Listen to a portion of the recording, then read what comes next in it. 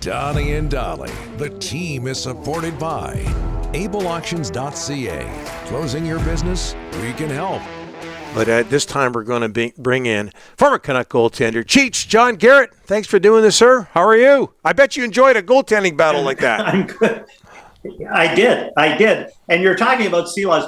I met him last year when I was still traveling with the team, and we were still on the charter and things like that. A great kid, just a real nice kid, humble. And you talked about him being the MVP in the World Championship, and what a confidence boost that is coming into pressure situations. And you can see he's handling it perfectly, never gets rattled, not afraid to freeze the puck. And after the last game, what did we talk about? Face-offs. Well, here's Silas here. And look at where he is, right at the top of the crease, right at the edge, angle. How many times does he get hit right in the logo? He's got quick feet, top, square, no rebound.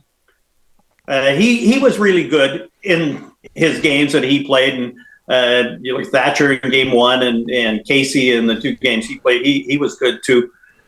But to me, the difference was, and we talked about it after the last game, was face-offs and who would benefit from the days off.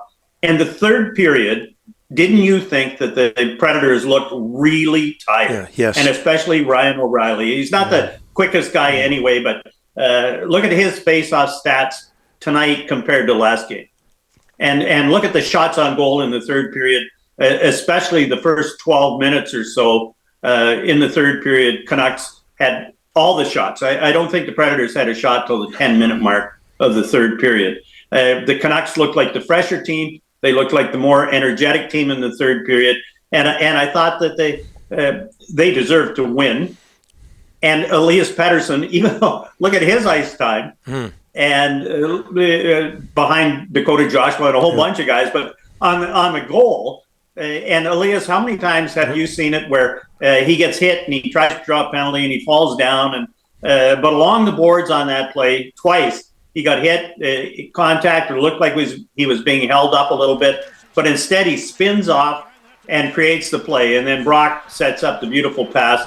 But it's Elias along the boards who played strong along the boards on that play that set it up. And look at him spin away here, set up the play, and Brock with the no-look pass, and Suter's right there to slide it in. And I thought Elias, the last two games, played much better, and he gets rewarded with that one.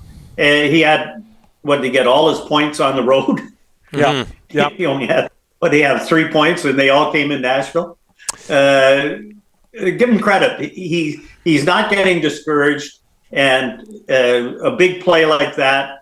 JT Miller was out the last shift before that, and that's why Elias was on. There's a makeshift line. That line, and he made it count. Yeah. By the way, you talk about the difference. I think the difference was the shirt that Shilovs wore to practice yesterday, and JT Miller loosening everybody up by wearing it on the ice. How far do you think they can go with this kid, John, depending on Thatcher Demko's health?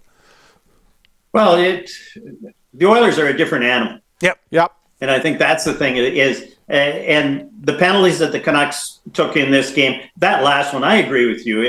The referees, you put the whistles away for two periods, and then it gets to be 1-0, and with 35 seconds left, you're going to call that? Yeah, it wasn't consistent. And you could, it was just crazy, and you could see Nyquist, and the referee that called it was out at center ice. He's looking right at the play, and Greg Louganis, and I'm dating myself, Greg Louganis, so a lot of you people don't even recognize who. Yeah, I am glad you get it.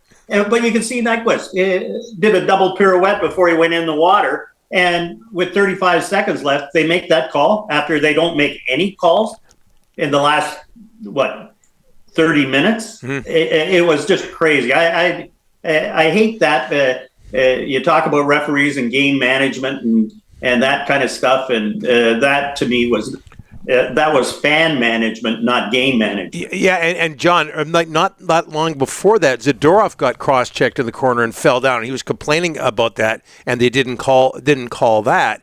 And I thought maybe there would be an even-up call given the Besser 4-minute penalty. And look, I'm complaining about the referees, and the Canucks ended up winning the game. But I'm talking about, we care about the game of hockey as a whole, and you want things to be consistent for everybody in the National Hockey League. Rick. John, okay, so the Canucks scored 13 goals in 6 games. Next series, I'm going to guess that's not going to cut it. That's not going to be enough. That's not going to be enough. Canucks got 13. How many of the Preds get? Okay, what, 10 or 11? Oilers got 20. Oilers got 22 goals in their series with the LA Kings. 5. Yeah. In 5 games. Yeah, in 5 games. 22 goals in 5 games. But it seems like that Miller, Besser, Suter line, that's the one that's going for Vancouver every night. You saw he started the Lotto line, had him again in the first. But the other guys got to pick it up, John, offensively here in round 2. Well, that's it. And you look at the Oilers' power play, and what's it cruising along about 50%. It's crazy. And Brock had that great chance in the third period, too, when JT sent him in and Saros made the save. And that line has really played well. And the Connor Garland line has had some chances. They have to cash in on their chances, too, and especially when they're getting more ice time than Elias's line. One thing that's going for the Canucks, John, is the PK. Nashville had 24 power plays in this series. In 6 games, they only scored twice. And knowing what the Canucks are going into in the next round with that power play, which was 9 for 20 against the Oilers, it's a good sign for the Canucks that their PK is on the top of their game.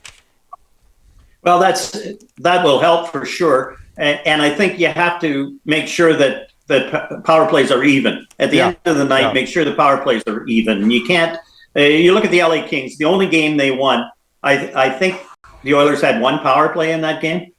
But that's what you have to do. You just have to stay out of the box. You can't and people talk, well, how do you defend against that power play? It's almost impossible. They just control play so well. They've got such talent, and they probably have the 2 best players in the league, and, well, 2 of the top 5, let's say, in the league on the power play, and then they've got Bouchard pounding it from the blue line. Yep.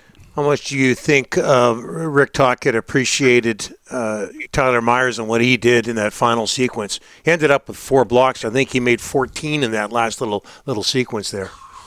Well, and if you look at that, and Rick Tocchet's mantra is you have to play the pain in the playoffs. And you look at that pile up at the end and the number of white shirts they're lined up. There's no way that puck was going to get through. It was like the goose pile at school where defensively, time's running out, and the Canucks just jammed the goal line and piled up in beside Artur Silovs. And I think that the Canucks, they smelled it in the third period. They came out the first 2 periods. It was pretty even, and the Canucks upped it in the last 20 minutes. And then at the end, they had to hang on because of the silly penalty that was called.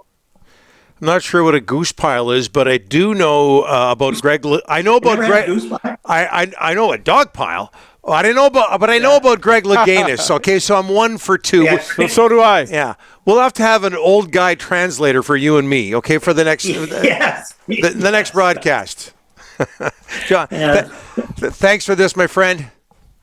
Okay, and when does it start? Is it Tuesday or something? So do we know? Is it Tuesday in Vancouver, Ryan? Apparently, David Amber reported Tuesday. So well, it's got to be true. Don't forget Pearl Jam Monday night. So there's still something to get around. Okay. Yeah, concerts. Donnie and I can go to Pearl Jam. Yeah. Okay. I don't know about that. I think I'll be busy making a goose pile. Thanks for this, John. Appreciate it. Thank you. Okay.